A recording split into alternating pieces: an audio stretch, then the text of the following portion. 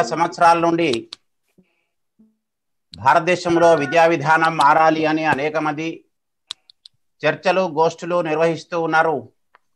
Plus minus రెండు రకాలుగా వ్యాఖ్యానాలను మనము పత్రికల ద్వారా ఎలక్ట్రానిక్ మీడియా ద్వారా చూస్తూ ఉన్నాము, వింటూ ఉన్నాము.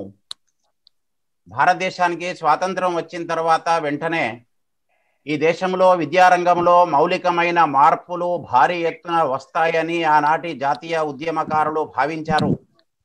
కానీ 1948-49లో సర్వేపల్లి రాధాకృష్ణన్ యొక్క యూనివర్సిటీ ఎడ్యుకేషన్ కమిషన్ ఏదైతే రిపోర్ట్ ఇచ్చిందో అందులోని అనేక పాజిటివ్ అంశాలని అమలు చేయకపోవడం, ఆ తర్వాత 1964-66లో డాక్టర్ దౌలత్ సింగ్ కొఠారీ కమిషన్ ఏదైతే ఏ లెర్నింగ్ టు బి అనే పేరుతో నివేదిక ఇచ్చిందో దానిలోని అంశాలు కూడా అమలు చేయకపోవడం, తర్వాత 68 పాలసీ రావటము, 86/92 అంటే 86లో వచ్చిన పాలసీని 92లో కొద్దిగా మాడిఫై చేశారు.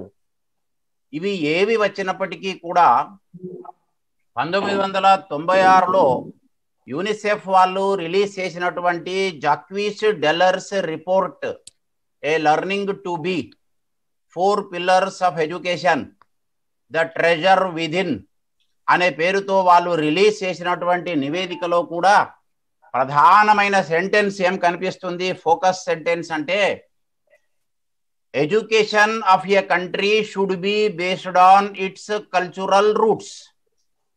భారతదేశంలో 1947లో స్వాతంత్రం వచ్చిన తర్వాత ఇప్పటి వరకు కూడా మన దేశపు సాంస్కృతిక పునాదులపైన మన దేశం యొక్క విద్యా విధానం తయారు కాలేదు. 2014 మే 16వ తేదీ నాడు నరేంద్ర మోడీ ప్రధానమంత్రి అయిన తర్వాత ఇంగ్లాండ్ దేశంలో ద గార్డియన్ అనే పత్రిక ఒక హెడింగ్ పెట్టింది అని చెప్తారు. At last the British left India. 47లో స్వాతంత్రం వస్తే at last the British left in India అని గార్డియన్ పత్రిక 2014లో రాసింది అంటే దాని అర్థం ఏమిటో ఒకసారి ఆలోచించవచ్చు.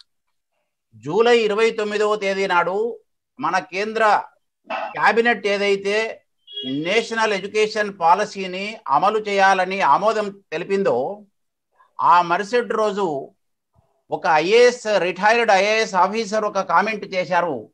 అదేమిటి అంటే at last Macaulay left India అని. అంటే 2014లో భారతదేశం నుంచి బ్రిటిష్ వాళ్ళు వెళ్ళిపోతే 1835లో వచ్చి కూర్చున్నటువంటి మెకాలే ఇప్పుడు మనం ఏదైతే నేషనల్ ఎడ్యుకేషన్ పాలసీ 2020 చర్చిస్తూ ఉన్నామో ఇది అమలు చేయడము ద్వారా ఈ దేశము నుండి మెకాలే కూడా వెళ్ళిపోతాడు అనేటటువంటి ఒక కామెంట్ వచ్చింది. భారతదేశంలో ప్రాచీన కాలంలోనే అత్యుత్తమమైన విద్యా విధానము ఉన్నది అని ద బ్యూటిఫుల్ ట్రీ అనే పుస్తకంలో మనకు కనిపిస్తూ ఉంది. దాన్ని తెలుగులో చదువుల చెట్టు పేరుతో రాశారు.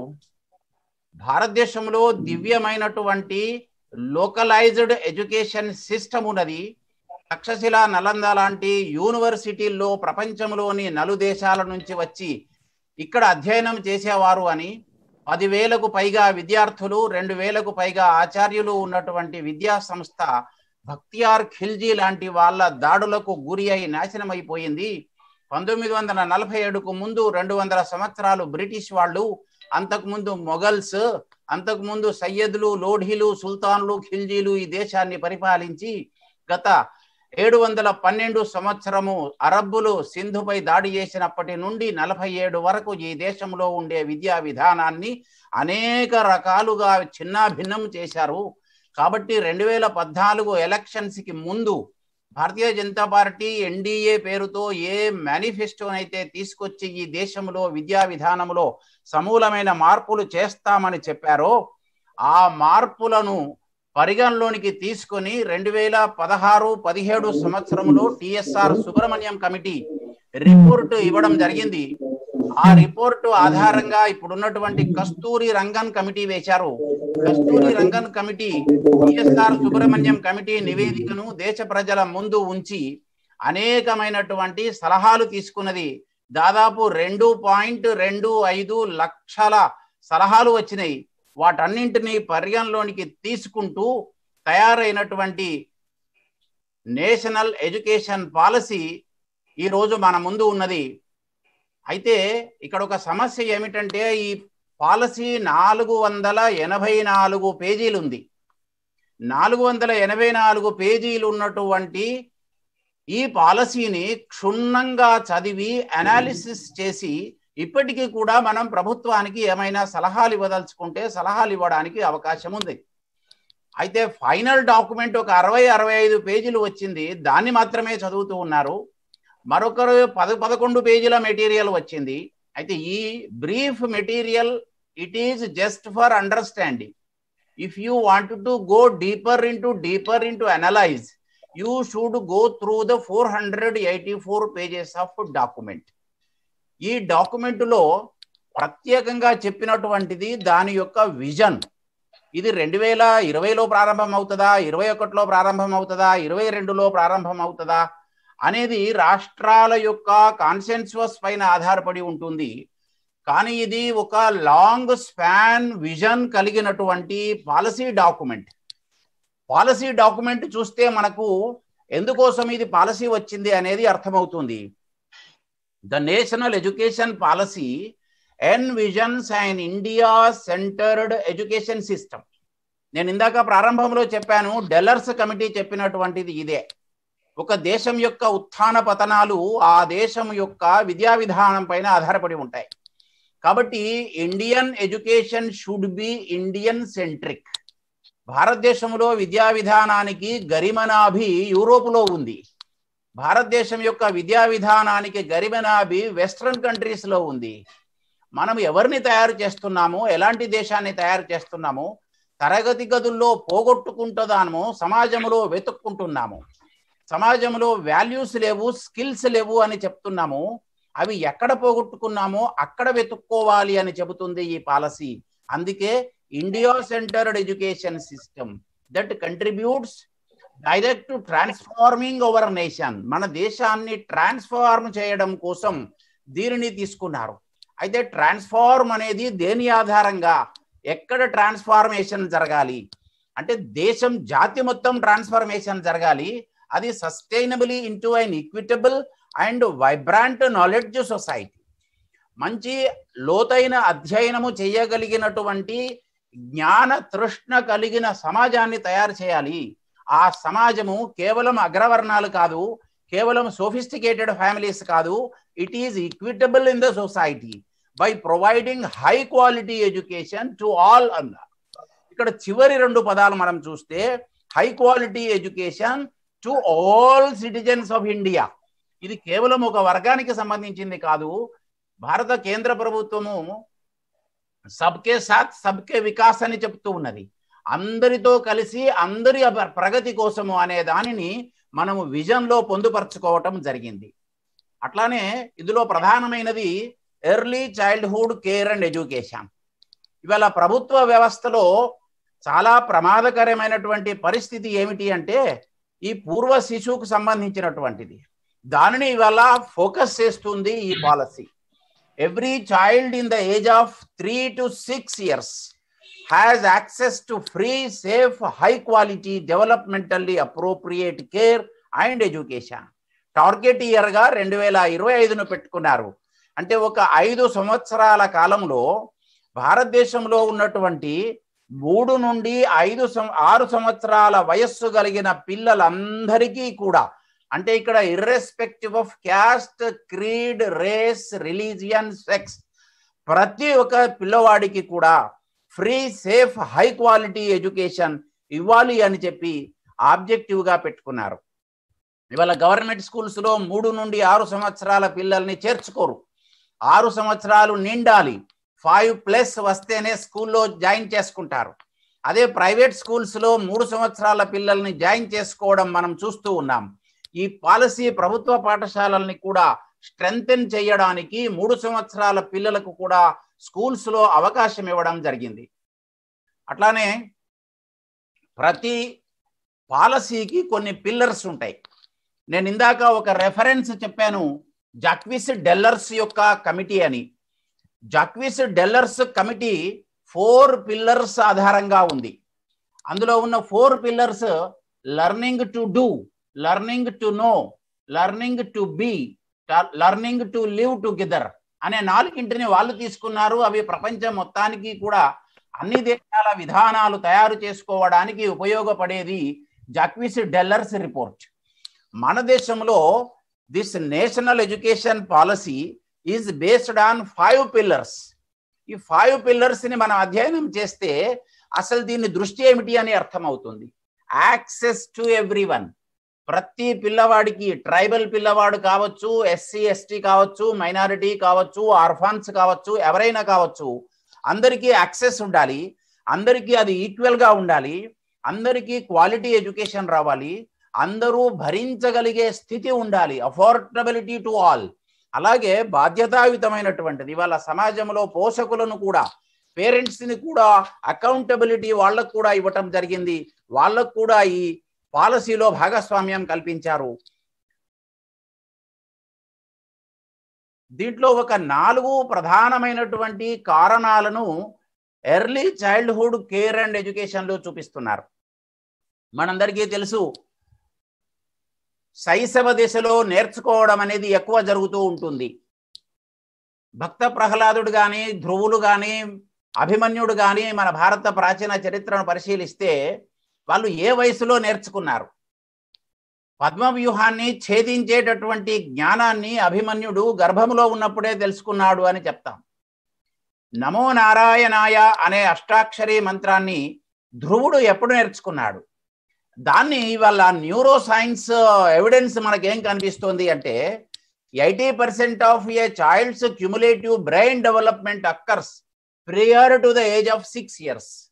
ఇంతకాలము జరిగింది ఏమిటంటే 6 years ముందు ఉండేటటువంటి పిల్లల్ని మనం చదువుకు దూరం చేశాము. ఇవాళ దీన్ని కన్సిడర్ చేయటం జరిగింది ఈ పాలసీలో. రెండవది ఇన్వెస్ట్మెంట్ సమస్య.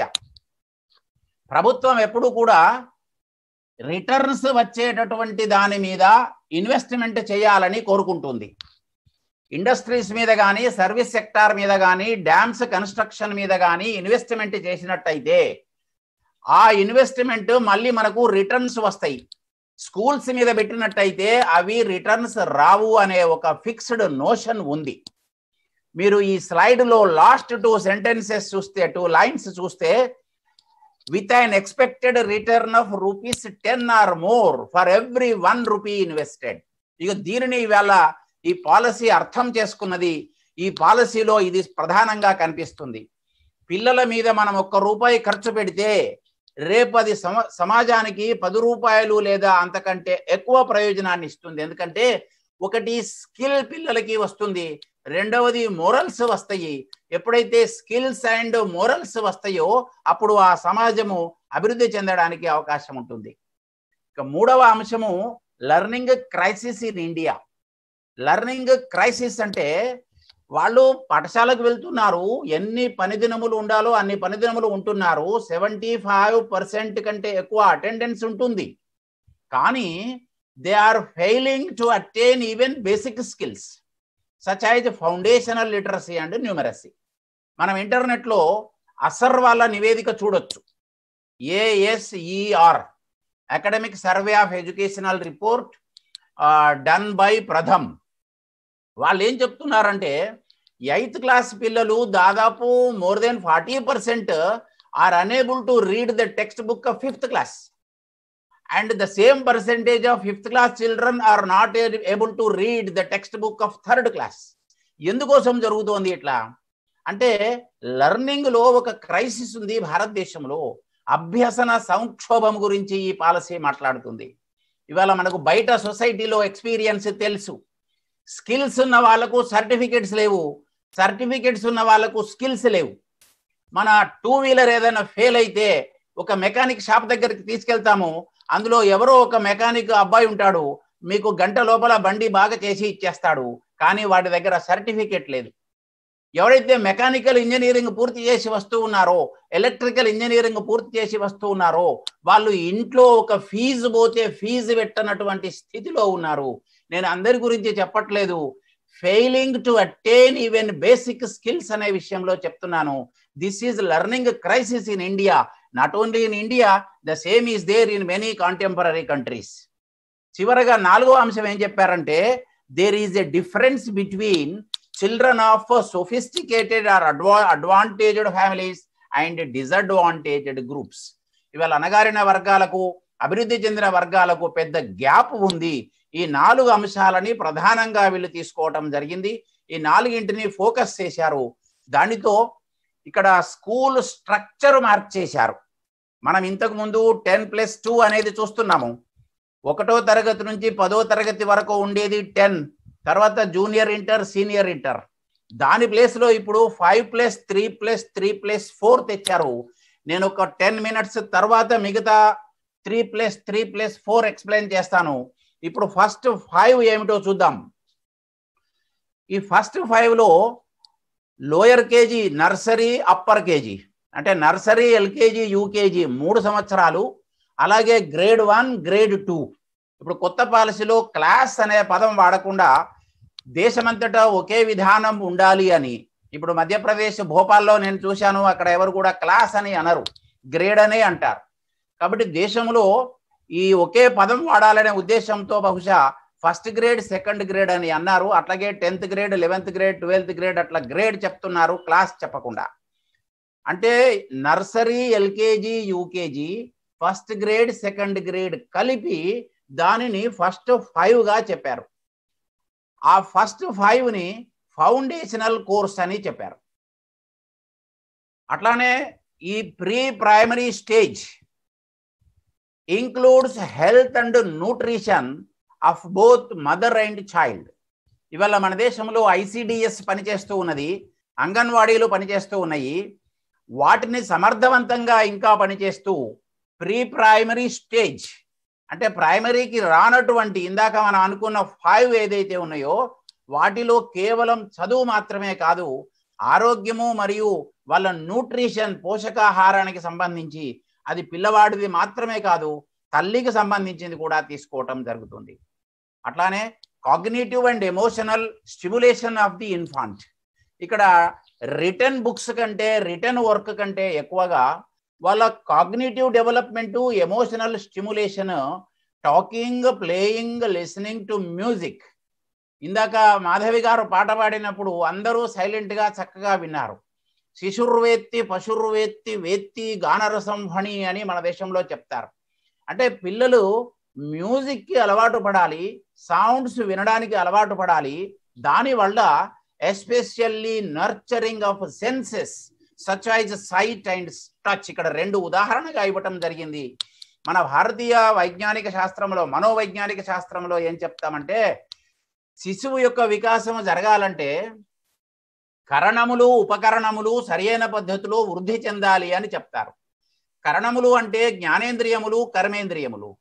జ్ఞానేంద్రియములు, కర్మేంద్రియములు అభివృద్ధి చెందాలంటే వాటికి అనుకూలమైనటువంటి నర్చరింగ్ అనేది స్కూల్లో జరగాలి. నేను పెడగాజికల్గా దీన్ని చెప్తాను, ఒక్క నిమిషము. ఒక ఎల్కేజీ పిల్లల దగ్గర మీరు 4-5 రకాల ఫ్రూట్స్ తీసుకెళ్ళి ఒక్కొక్క ఫ్రూట్ని కళ్ళు మూసుకోమని ముక్కు దగ్గర పెట్టి వాసన చూడమనండి. అలా 4 రోజులు చేసిన తర్వాత మీరు ఆ వాసన చూసి ఆ పండు ఏంటిదో చెప్తాడు, కళ్ళు తెరవకుండా. అంటే సెన్సెస్ని డెవలప్ చేయడానికి స్కోప్ ఇవ్వాలి. అలాగే రకరకాల ఆకులు తీసుకెళ్ళాలి. స్పర్శ ద్వారా ఒక వస్తువును స్పర్శ ద్వారా వాడు గమనించినట్టయితే తర్వాత కళ్ళు మూసుకొని స్పర్శ ద్వారా చెప్పేస్తాడు. అంటే కండర నిర్మాణము సరిగా జరగనటువంటి వయస్సులో దీనికి ప్రాధాన్యత ఇవ్వడం జరుగుతుంది. అలాగే exposure to language, numbers and simple problem solving, వీటి మీద దృష్టి ఉంటుంది.